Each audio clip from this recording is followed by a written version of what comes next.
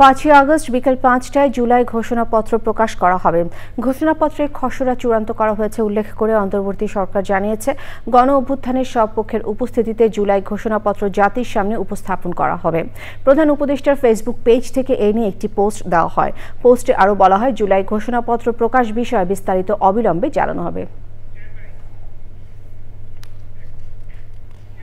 জাতীয় নাগরিক পার্টি এনসিপির আহ্বায়ক নাহিদ ইসলাম বলেছেন, জুলাই সনদের সাংবিধানিক স্বীকৃতি থাকতে হবে, না হলে স্বাক্ষর করবে না তার দল।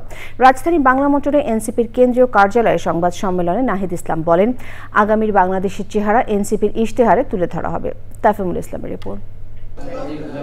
মাসব্যাপী জুলাই পদযাত্রার শেষে 3 আগস্ট ঐতিহাসিক এক দফার ঘোষণার দিন কেন্দ্রীয় শহীদ মিনারে সমাবেশের কথা বলেছিল জাতীয় নাগরিক পার্টি। সমাবেশের আগের দিন দলের কেন্দ্রীয় কার্যালয়ে সংবাদ সম্মেলন করে এনসিপি।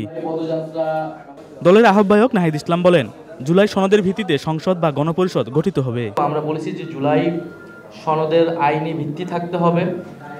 জুলাই সনদের ভিত্তিতেই পরবর্তী নির্বাচনটি হতে হবে।